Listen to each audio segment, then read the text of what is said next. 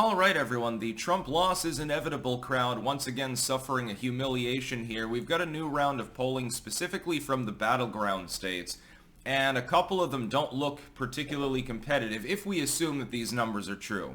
We're going to give a couple of caveats to this, of course. This is one polling firm, one snapshot in time. It's not an aggregated number. We really have no other contemporary polling for most of these states to work with. We have some months outdated polls, and that can be helpful as far as, again, having a snapshot in time. But in a quickly moving political environment, a couple months is a long time. This is specifically from Bloomberg polling. I'm going to take you through the actual results here. In Arizona, Trump is 4 points ahead of Joe Biden. Again, this is according to one polling firm, riding at 47. In Georgia, he's 5 points ahead. There's a tie in Michigan. That sort of comports to what I would expect to be the reality. Of course, Biden winning at Hong Kong very narrowly. Things have moved generally against the Biden admin over the last couple of years. Nevada, Biden's actually ahead by 3. Nevada has been going more blue, so again, what I'm looking at here is at least as far as what proportion of people are voting one way or the other compared to the other states that are being polled is roughly in line with what I would conceive of as a reality. It's just, are the real numbers correct? Trump 4 points ahead in North Carolina, a point ahead in Pennsylvania, and 2 points ahead actually in the state of Wisconsin. Now, firstly, again, this is just one snapshot in time from one polling firm. It's not aggregated. It could be that the polls systemically oversample Trump. It's just that a Bloomberg Morning Consult poll is unlikely to do that, historically speaking. So I think that it's relatively likely to be accurate. I do want more polling. What I would like is for every polling firm to just hit the Battleground states all at the same time and get just one huge aggregated snapshot. But unfortunately, that's probably not going to happen. You can get Rasmussen in there and Yahoo and all of the others. That would be very helpful. We're still lacking, generally, Nevada primary polling for the GOP's primary. And, we're getting on towards the end of the year here. It's only a week and a half out till November. We've got one contemporary poll last week. That's literally all the data we have to work with there. Plenty of shit from Iowa. Plenty of shit from New Hampshire, which shows, again, a comported aggregated reality generally. Not much from Nevada. Relatively little from South Carolina sometimes, too. It depends on the month, I suppose.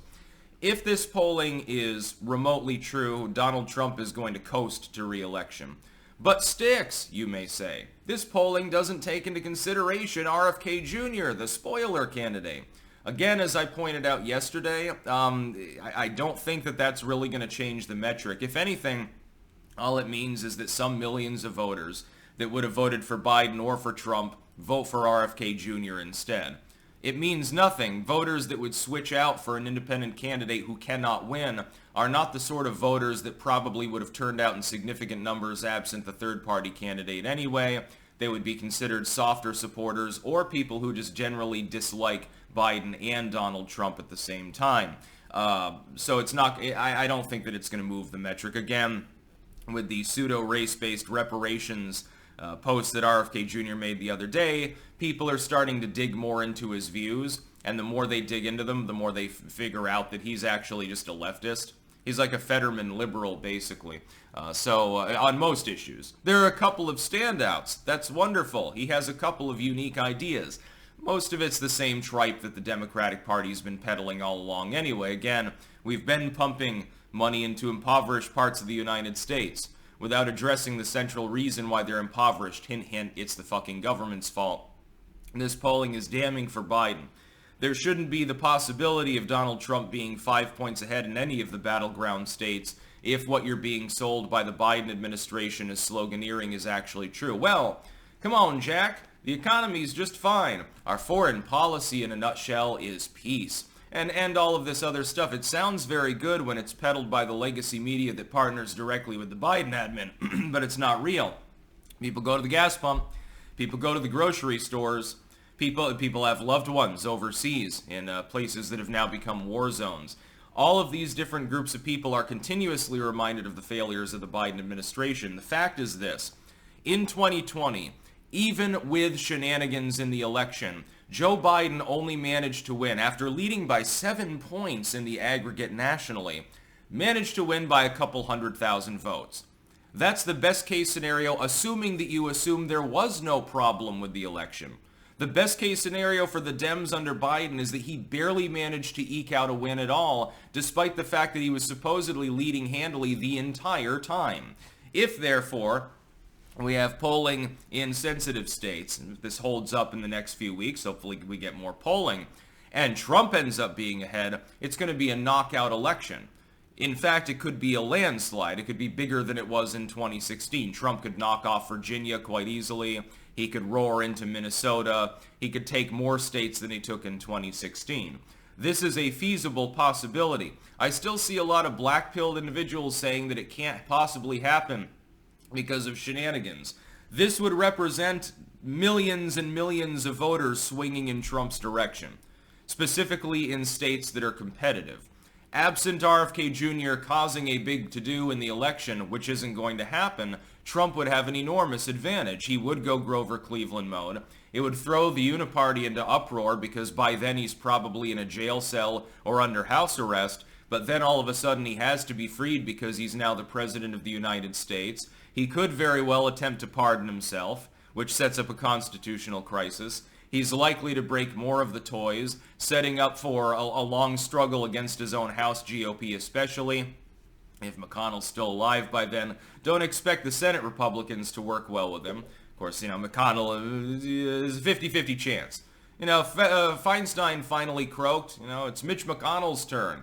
The dude can't even stand up half the time. He keeps having absence seizures and stuff like that. It's like Grim Reaper calling on the phone. It's not Jaffa calling anymore. This Battleground polling is absolutely damning for the Biden admin. Supposedly everything's hunky-dory. It doesn't even show, by the way, a particular unique strength of a Trump candidacy. If anything, he's got a million disadvantages right now and shouldn't be ahead anywhere. He's constantly taking time off the campaign trail. He's hemorrhaging money because he's fighting for defamatory legal battles at the same time. The only reason is because the public is reacting to that. They're reacting to the persecution of Donald Trump, and they're comparing themselves, I think subconsciously.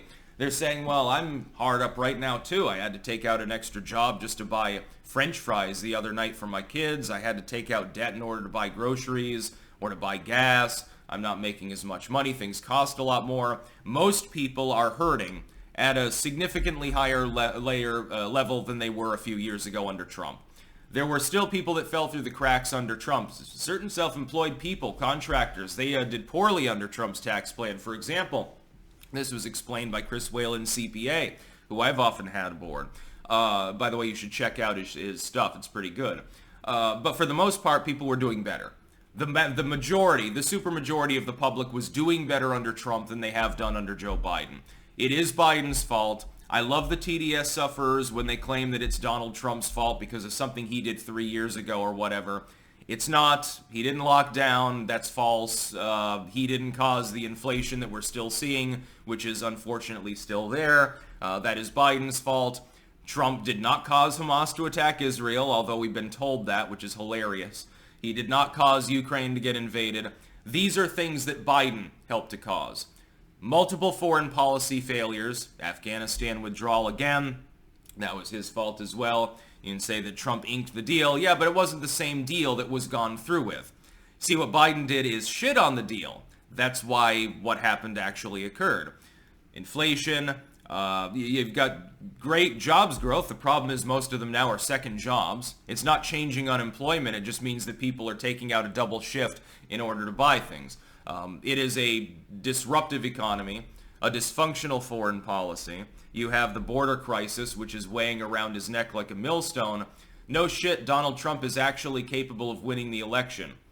And the unique strength of Trump, of course, is within his personal charisma and the mean tweets and stuff like that. Another reason that they're trying to muzzle him.